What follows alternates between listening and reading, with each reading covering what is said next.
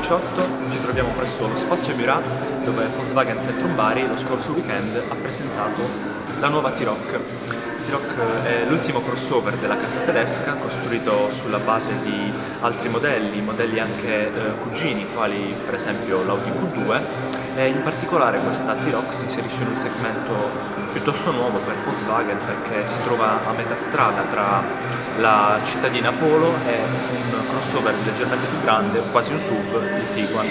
Quindi diciamo che Volkswagen ha deciso di entrare in un segmento, quello dei B-SUV, dei crossover, che ha praticamente saturato quello che è il mercato odierno, e quindi proverà a togliere qualche fetta di mercato ad altre concorrenti, anche non tedesche.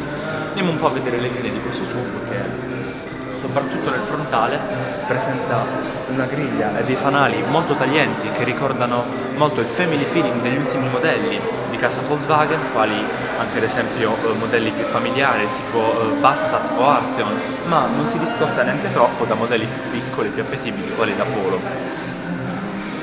Nella fiancata invece si nota soprattutto quanto è alta quest'auto, l'elevata altezza della terra rispetto appunto a modelli più cittadini, con questi cerchi più bruniti da 18 e queste due fasce cromate che seguono la linea dei finestrini, più alta e più stretta rispetto a quella della portiera, e una cromatura più in basso che segue appunto l'apertura degli sportelli. Continuando invece a vedere nella parte posteriore, la parte posteriore nello stesso tempo è simile a modelli quali appunto Tiguan, e però se ne differenzia molto perché presenta questi gruppi ottici che sono molto diversi, e nella parte in basso anche queste cromature che vanno a simulare la forma, diciamo, degli scarichi non reali, simile ai nuovi modelli, quali ad esempio la Volkswagen Arteon. Qui vediamo il nome T-Roc, il logo Volkswagen che si alza per aprire il portabagagli e per l'alloggiamento della retrocamera posteriore nel parcheggio, e vediamo come una caratteristica molto sorprendente, quasi sorprendente, di quest'auto è la profondità del bagagliaio. Infatti c'è la possibilità di spostare il pianale più in alto, ma nella configurazione totale questo bagagliaio gode di un'ottima profondità e anche più in basso della ruota di scorta. Andiamo magari a dare un'occhiata agli interni.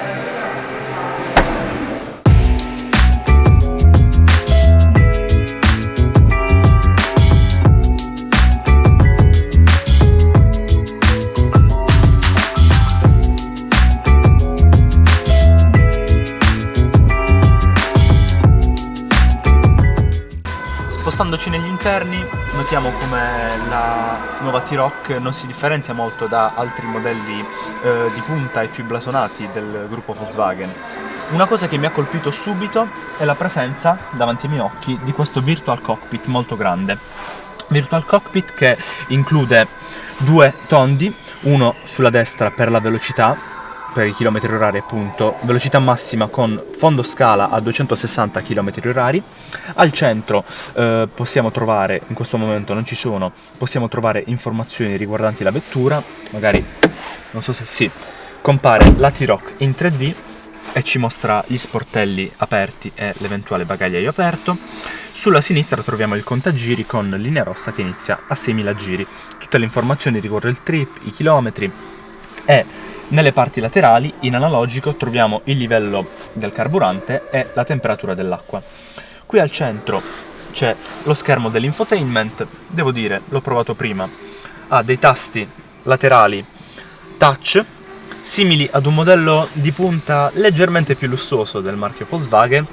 Ebbene, qualche tempo fa abbiamo dato un'occhiata alla nuovissima Porsche Panamera Sport Turismo e presentava all'interno della console centrale dei tasti touch sul nero, molto simili a quelli presenti su questa T-Roc.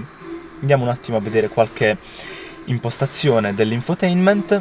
Il touch è abbastanza fluido, si possono controllare la radio, la connettività con il telefono, il wifi e i media, il sistema di navigazione che purtroppo al momento non è disponibile, e le informazioni live sul traffico. Ovviamente c'è l'app Connect, fondamentale sulle auto di nuova generazione, che permette di connettere l'auto al proprio telefono, facendola diventare praticamente un'estensione dello smartphone, e quindi dandole la possibilità di collegarsi con i sistemi di Android Auto ed Apple CarPlay. stop. Qui ci sono vari altri controlli per controllare il climatizzatore che ha anche una parte dedicata qui in basso, sotto al pulsante dell'hazard, del disinserimento dei sensori di parcheggio e dello start and stop. C'è tutta la parte del clima automatico. Qui sotto ci sono due prese USB e una presa a 12 volt. E qui c'è la leva del cambio manuale 6 marce. Ricordiamo, questa T-Roc in particolare è disponibile con un motore benzina 1500 T6 da 150 cavalli, e lì poi magari le andremo a dare un altro sguardo, una T-Roc da 190 cavalli, sempre benzina.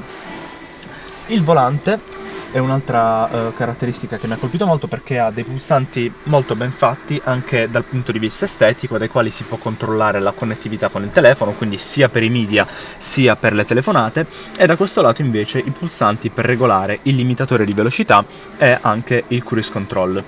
Una caratteristica bella della plancia è che nonostante le classiche plastiche che troviamo su tutte quante le auto di questa categoria, di questo segmento, ha integrata una parte in nero lucido ed è molto bella. Esteticamente belli, e devo dire anche piuttosto contenitivi, sono i sedili, sia nella parte anteriore sia nel posteriore, che ora andremo a vedere, che vengono sul mercato con un misto tra tessuto e pelle bianca, con delle cuciture molto interessanti. Andiamo a vedere nella parte posteriore come si sta.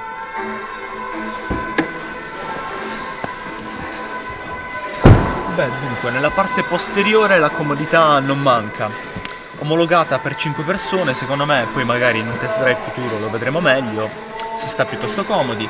Ho lasciato, cosa fondamentale, realistica, il sedile nella mia posizione di guida. Io sono alto più o meno 1,80 m e lo spazio per le gambe non manca, ma soprattutto una caratteristica degna delle migliori crossover è lo spazio per la testa. Infatti, come potete vedere, c'è molto spazio in altezza per la mia testa.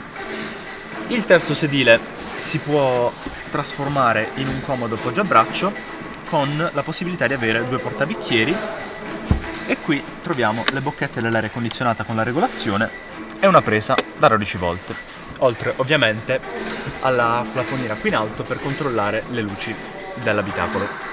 Insomma, il mercato dei BSUV è piuttosto saturo.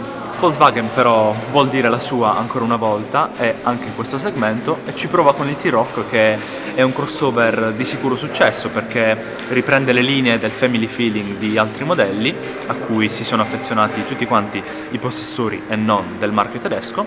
E in attesa di provarla magari in un test drive più approfondito per voi, non ci resta altro che chiedere a voi il parere riguardo questa nuova T-Roc. Dunque fatecelo sapere nei commenti. Se vi è piaciuto questo primo sguardo alla nuova Volkswagen T-Roc, lasciateci un like e condividete questo video, e cosa più importante, non dimenticate di iscrivervi al nostro canale di WeDrive per tutti quanti i video che verranno in futuro.